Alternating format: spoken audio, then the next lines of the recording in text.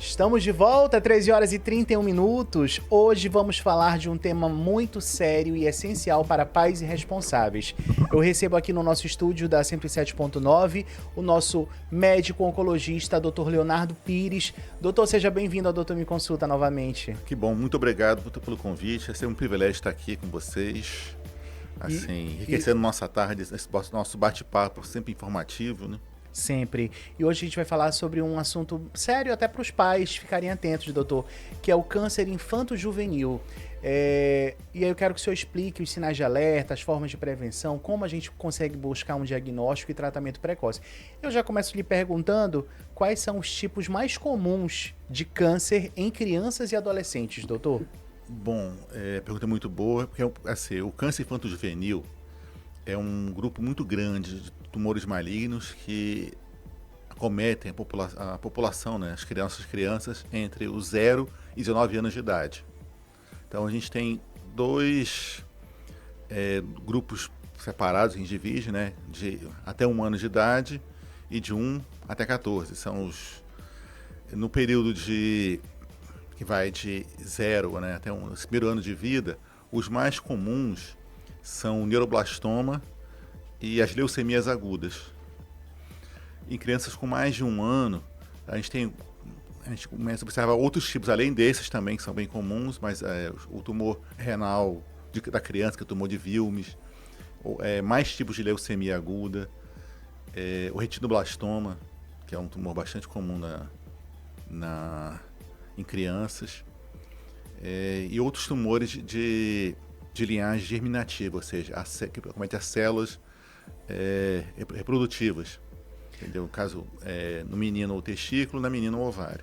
E doutor, conta pra gente um pouco, tá muito comum leucemia hoje em dia, né? Não, com certeza. E tá assim, os índices estão altíssimos. Nas crianças também é bem comum esse tipo de câncer, né? Isso, nas crianças, as leucemias agudas são um dos tipos de câncer mais comuns. Porque, apesar do câncer ser mais comum nos indivíduos com mais idade, nos adultos, né, apenas 3% dos tumores malignos acometerem essa faixa infanto-juvenil, hoje em dia, a doença, né, porque as crianças podem morrer de várias causas, né, até causas não naturais. Mas os tumores malignos, esse grupo, né, os tumores infanto-juvenis, são a doença que mais acomete a vida das crianças nessa faixa etária. Vamos falar um pouco sobre os sinais de alerta. Quais sinais de alerta os pais têm que observar, doutor? Bom, vamos lá.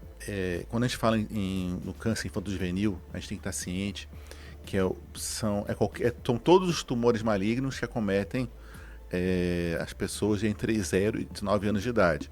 Então, é uma gama muito grande de sintomas, porque como são vários tipos de tumor, vários tipos de câncer, então a gente tem que ficar atento, porque hoje em dia, com que existe tecnologia, tem estudos que mostram que até 80% dos tumores infanto-juvenis, quando descobertos precocemente e tratados de forma correta, podem ser curados.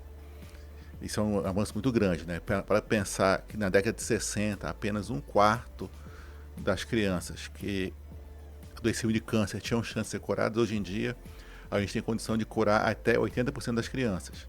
Mas é importante estar atento para os sinais e sintomas associados, porque, como eu estava falando, como são várias doenças, os sintomas são os mais diversos, mas estão relacionados a cada um desses específico. Uhum. E como são tumores que evoluem muito rapidamente, quanto mais precoce fosse esse diagnóstico, maior é a chance de sucesso do tratamento.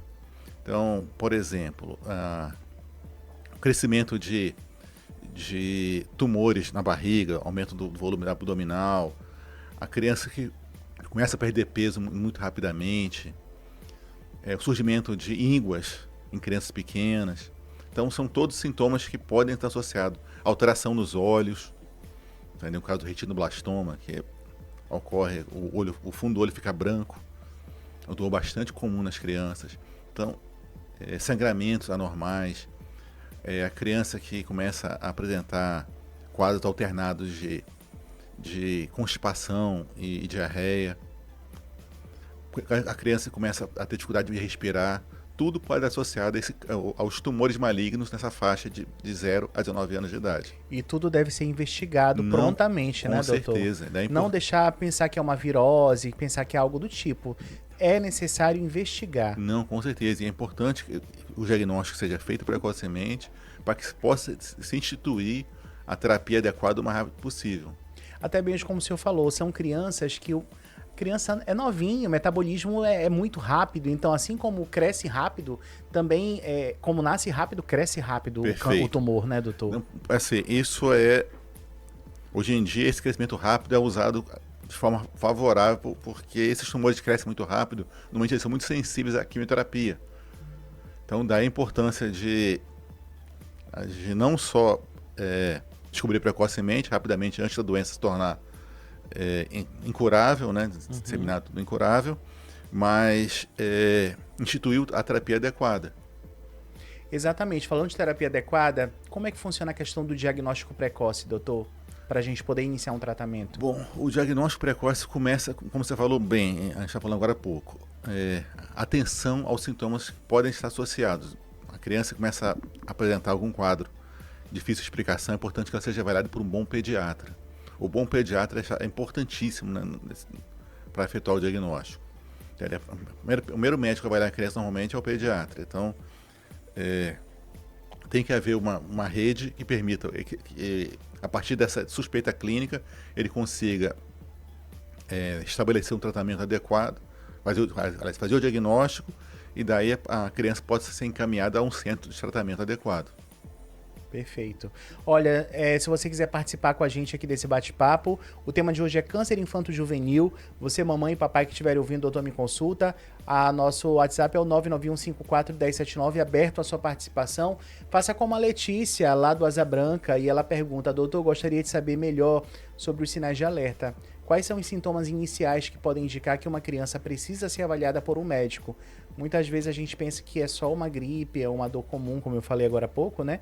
Mas como diferenciar? Ela pergunta, doutor. Bom, no caso dos tumores malignos, a gente começa a observar, eventualmente, o emagrecimento de forma inesperada, sangramentos, o crescimento de tumorações, normalmente na barriga, ou de ínguas. Pode ser dos dois lados do pescoço, ou nas axilas, ou de um lado só também. Que uma coisa que é marcante nos tumores pediátricos é que a evolução é muito rápida. Então, a íngua que cresce rapidamente, isso deve motivar uma investigação clínica. E tá ali olho nu às vezes, né? A própria criança vai se queixar também. Mãe, tô com uma dorzinha aqui, né? Se for muito pequena, os pais também têm que ter esse cuidado em observar. Às vezes, os pais observam que a criança tem dificuldade para dormir, para de comer, ou começa a ter desconforto na barriga, dificuldade de ir ao banheiro, ter sangramento às vezes na urina, nas fezes. Então tudo isso já é um sinal de alerta, Com viu? certeza. Olha, o Daniel lá do Messejana, doutor, minha dúvida é sobre prevenção. Existe exames de rotina ou alguma forma de acompanhamento para ajudar a identificar precocemente o câncer nas crianças ou adolescentes? Ou geralmente só descobrimos quando os sintomas já aparecem? Normalmente se descobre só com os sintomas realmente. A grande maioria, todo câncer é doença genética. E a grande maioria, só 10% dos tumores infantos juvenis vão estar associados a questões hereditárias. 90% são, apesar de ser doença genética, não estão associados a síndromes hereditárias, ou seja, estigmas familiares. Então, dá importância, atenção aos sintomas que podem surgir. Perfeito. A Gabriela, também lá do Pericumã, gostaria de saber se o tratamento muda de acordo com a idade da criança. Por exemplo, de um bebê, uma criança pequena ou um adolescente, todos passam pelos mesmos protocolos ou cada faixa etária exige cuidado e abordagem diferente? Bom, o tratamento vai depender não só da faixa etária, mas também do tipo de tumor que foi descoberto. A gente tem que pensar que o câncer infanto-juvenil são vários tipos de câncer que começam a faixa etária. Você tem as leucemias, você tem os tumores sólidos, no caso do neuroblastoma, dos tumores renais próprios da criança, dos tumores de linhagem germinativa. Então, cada tipo de tumor é tratado de forma diferente E dentro de cada faixa etária, as abordagens também são diferenciadas. E outra coisa que também vai determinar como vai ser tratado é o momento que a doença é descoberta também. E outra coisa é importante também ressaltar, já que os tumores são doenças genéticas hereditárias, se você tem algum caso de câncer na família, você já deve automaticamente ficar atento que algum filho seu que pode estar adquirindo também isso, né, doutor? Isso, em qualquer fase da vida, né? Exato. O Felipe, lá do Tancredo, minha pergunta é sobre o papel da família. De que forma os pais, irmãos e pessoas próximas podem apoiar a criança durante o tratamento? Tem um sobrinho que tem câncer e a gente tenta fazer o máximo possível para poder dar todo o apoio e bem-estar para ela. É importante, né, esse apoio da família, né, doutor? É importante que você tenha centros especializados.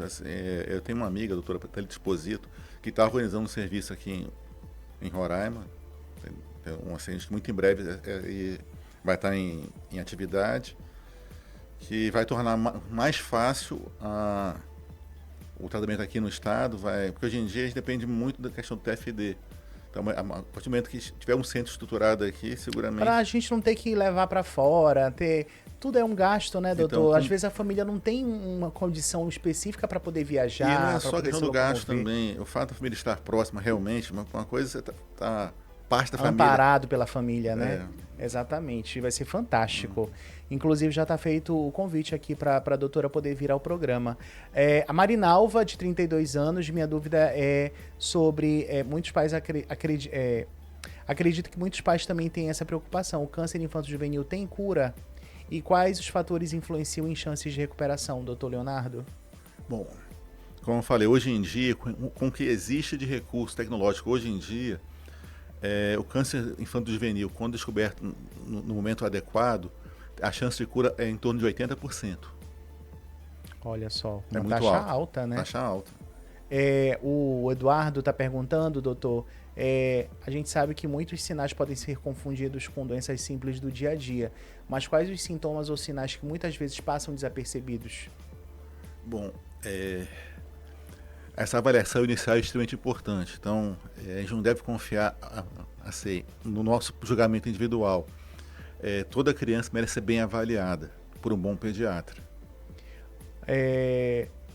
A Paula, lá do Pricumã também. Olha, Pricumã, todo mundo participando. Obrigado pela sintonia. Eu queria saber o lado emocional e psicológico, como lidar com o impacto com o diagnóstico e o tratamento causam, tanto na criança quanto na família. Depois que o tratamento termina, como fica a parte do acompanhamento psicológico? Isso aí já é uma pergunta mais direcionada para a parte psicológica, né?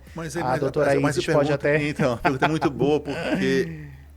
isso abrange toda a terapia oncológica. Impacta todo mundo, né, doutor? Com certeza. Esse tipo de... o tratamento, assim, por isso que tratar de câncer não envolve um profissional, envolve uma abordagem que é interdisciplinar. Então, quando uma pessoa ingressa no tratamento, ela leva junto a sua história, a sua família, que participa de todo, o ideal é participar de todas as etapas. Sim, que começam no momento do diagnóstico e acompanham o tempo de vida da pessoa, muitas vezes. Pessoas que tratam durante um período e acompanham durante muitos anos. E a nossa psicóloga Isis também está aí para ajudar qualquer coisa, com né? certeza. Nesse suporte emocional aí que é necessário também, como o doutor disse. Para a gente finalizar, doutor, a Fernanda pergunta se existem programas de apoio ou redes de suporte para famílias que passam por esse momento, algum tipo de ajuda social, psicológica ou até financeira que esteja disponível para quem precisa. A gente estava até comentando que aqui no estado ainda não temos, né? Ainda que futuramente, se Deus quiser, vai haver, vai ter esse suporte, mas ainda no momento não temos, tá, Fernanda? E aí, doutor, já quero que o senhor faça as suas considerações finais com os pais, deixe aí a sua dica para cuidado com essas crianças aí, questão do diagnóstico e tudo mais, por favor. Bom, o diagnóstico precoce é fundamental no diagnóstico e tratamento do câncer infanto-juvenil, porque a gente tem em mente que, apesar de serem tumores que, quando descobertos e tratados, a chance de cura é muito alta, esse momento adequado é muito no começo. Importante que a gente tenha atento para pequenas alterações, porque como são tumores que evoluem muito rápido, a chance de se perder o time ideal para começar o tratamento é muito grande. Então, é importante que quem tem filho pequeno, assim, leve regularmente para avaliação médica, para aquela atenção preventiva. Ou, na dúvida de alteração, aquelas coisas que a gente não consegue explicar, aquele sintoma que não melhora com o analgésico que em geral resolve, entendeu? Alteração de comportamento. Já é um sinal de alerta, né, doutor? A criança sempre dormiu bem, começa a dormir mal. A criança começa a perder peso de forma inexplicável. As ínguas são sinais de alerta extremamente importantes. Alteração nos olhos. Entendeu? A dor de cabeça que não responde a analgesia que sempre respondeu. Então, é motivo para levar a um pediatra. O pediatra que é uma figura importantíssima na formulação desse diagnóstico para que se possa instituir o tratamento no menor tempo possível. A gente tem que ter em mente que, infelizmente, a gente ainda depende do TFD para tratar a grande maioria dos casos de crianças com câncer no estado de Roraima. Então, olha, doutor, quero lhe agradecer pela sua vinda, dizer que por mais que não seja a sua área específica, que o senhor atende mais adultos, a gente traz essa importância e essa escuta maior, porque o câncer infanto-juvenil está aí, né? E infelizmente a gente não tem ainda aqui no estado um centro voltado para esse tipo de atendimento. As pessoas geralmente têm que ir para fora, né, do estado para poder fazer esse tipo de acompanhamento. Mas o senhor veio com toda a boa vontade aqui e falou com a gente sobre esse tema. Muito obrigado. Eu agradeço o convite, entendeu? É um tema que é desafiador, um tema interessante. Eu sou pai, sou avô, então, sou oncologista. Então são temas assim que, por mais que a gente não atue diretamente, eu já não trato de criança há muitos anos. Mas, entendeu? Mas é um tema que, ultimamente, obrigado a conviver, né? Para ajudar, porque, né? A gente vive no ambiente social, né? Então, ultimamente, obrigado a ajudar de alguma forma. Olha, o Dr. Leonardo Pires, ele atende ali na Avenida Capitão N. Garcês, número 725 no centro, ali na Clínica Médici, gente, sala 2, tá? É o nosso cirurgião oncológico, nossa referência, principalmente cirurgião geral, cirurgia de mama, é com ele. Inclusive, mês que vem, estaremos em pleno Outubro Rosa, e vai ser um tema recorrente aqui das nossas rodas de bate-papo, né, doutor? Perfeito. Eu acho importante, né, alertando, mas como sempre, né, a importância da mulher estar atenta para a saúde mamária. E a gente vai discutir bastante isso nas próximas semanas para tornar esse Outubro Rosa um evento marcante que salve muitas vidas. Muitas. Olha, anote aí o número do agendamento para consultas lá com o Dr. Leonardo Pires, tá? 991 30 0044. 991 30 0044. O Dr. Leonardo atende lá na Clínica Médici, sala 2, tá? Nosso médico oncologista. Se você perdeu algum programa aqui do Dr. Leonardo Pires, você pode ir no nosso site do Doutor Me Consulta, clica na fotinha dele de perfil e você já vai ser direcionado para o YouTube com todas as entrevistas que ele tem gravadas aqui no programa e também lá no programa da TV, que o Doutor Me Consulta já está aí há 7 anos no ar e o que mais tem é conteúdo do Dr. Leonardo, né, doutor? Isso mesmo, ainda bem, né? Pronto, olha, eu vou para um breve intervalo e já a gente volta, rapidinho, não sai daí.